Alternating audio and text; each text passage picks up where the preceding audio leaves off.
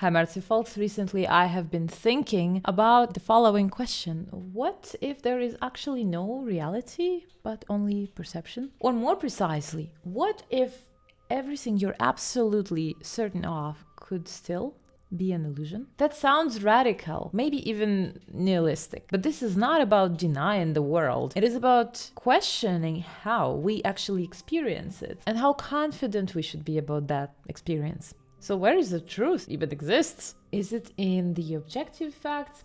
What is objective, by the way? In personal experience or somewhere in between? Most of us live and walk through the world with a very strong intuition that we are directly perceiving reality as it is. We believe that we see a complete dynamic picture of a stable, uniformly detailed and colorful world. It feels continuous, rich, and reliable. But this feeling itself may be an illusion. Have you ever thought about this? There is actually a growing body of thought suggesting that we are, in fact, victims of an illusion about the character of our own consciousness. Not because the reality is fake, but because our experience of it is far less complete and far more constructed than it appears. What may be unsettling is that even when our perception feels absolutely convincing, it may still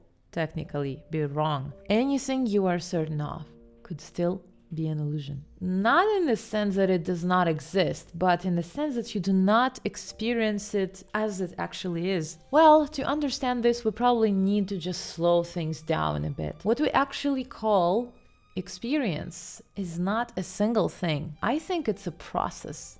And very roughly, it looks like this. So there is a background, there is perception, then there is experience, and then there is also interpretation. Your background includes prior knowledge, memories, as well as expectations, also your emotional state and cultural context. Perception is already filtered through that background. Experience is the moment-to-moment result, while interpretation is what you think is happening.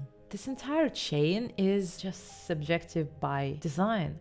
There is no raw, untouched access to reality, actually. There is a thought that even correcting our interpretation often requires going against what feels obvious to us. Our intuition is not really a neutral judge, I must say. It is part of the system that maybe needs correcting. There are also factors as attention, memory, and they create a fragmented world in our perception. At any given moment, we can only process a very small part of what could potentially be processed, right? So we do not experience the world in full resolution. We sample it. We can only sense a tiny part, a fraction, and yet it feels complete. The reason is that we often confuse attention with memory. It's not necessarily that we are not attentive, but we just do not remember many things without realizing it. This leads to a strange phenomenon. Why are our perceptions so ephemeral despite the fact that they do not appear to be? We feel as if perception is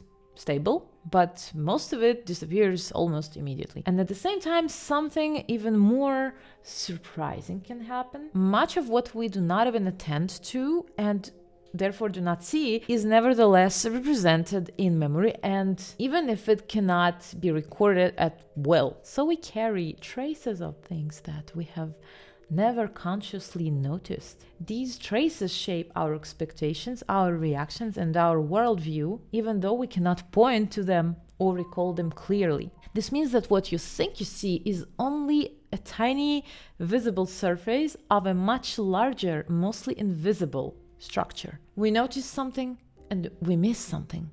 This brings us to an uncomfortable realization. We do not see the world as it is. We see what we're actually ready to see. Our brain constantly prioritizes what seems relevant, what fits existing patterns, and what confirms expectations. Everything else is just sometimes quietly ignored. And I don't think it's because it's unimportant, but because processing everything would just simply be impossible. There is a certain capacity that each of us has. So perception is not really a mirror, it's a filter. And that filter is shaped by history, emotion, language, and culture. This now brings up a huge question of differentiating between what is subjective, what is intersubjective, and what is, if at all, objective. Does it even exist? At this point, a common question arises. If perception is subjective, does this mean that everything is relative? Not quite. This is where the distinction between subjective, intersubjective, and objective becomes useful. This is what I have been thinking for years, that what we call objective is actually intersubjective. Science, language, social norms, even measurements all rely on shared methods, shared standards, and shared interpretations. So the real question is whether intersubjective agreement is the same as objectivity, or is it simply the most stable compromise we can achieve between many limited perspectives.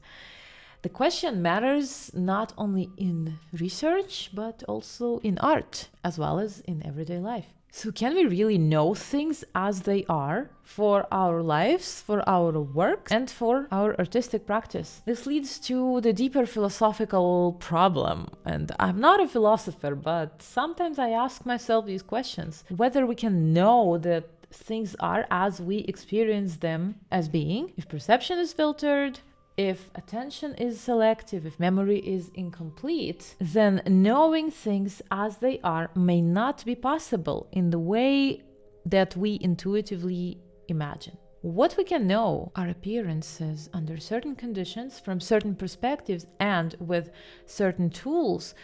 That does not make knowledge meaningless, but it does make certainty suspect. And this is where art and research unexpectedly meet. Both are often treated as truth-seeking practices, but in different ways.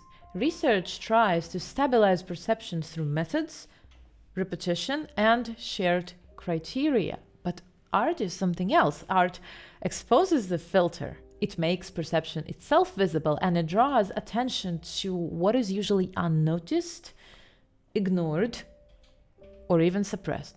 And everyday life probably sits somewhere in between the two, running mostly on automatic assumptions, unfortunately, rarely questioned. So the same rule applies in all three domains. We notice only what we are ready to notice, and we disregard the rest. So is it really an illusion? Probably not.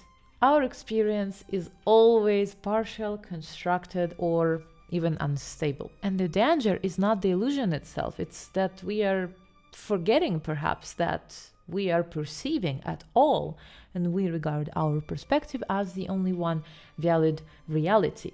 So maybe the most honest position is not absolute skepticism, but humility. If perception is all we ever have, the question is, what do you choose to take as real? Have you ever thought about that? Share your thoughts in the comments. And if you're interested on more videos on art, perception, and artistic research, subscribe and like this video. Also check out my playlist on artistic research, linked up here as well as below. If you are applying for a doctoral degree in artistic research or in artistic practice, I offer individual consultations, so feel free to contact me. All the info is provided below, and we can work on your doctoral proposal, your presentation, your interview prep, or perhaps your doctoral defense if you're trying to get out of a doctoral program. So everything is provided below, and I'm so excited to share more videos with you on perception, art, artistic research, and doctoral programs in the arts. I will see you in the next one. Thank you for watching. Bye.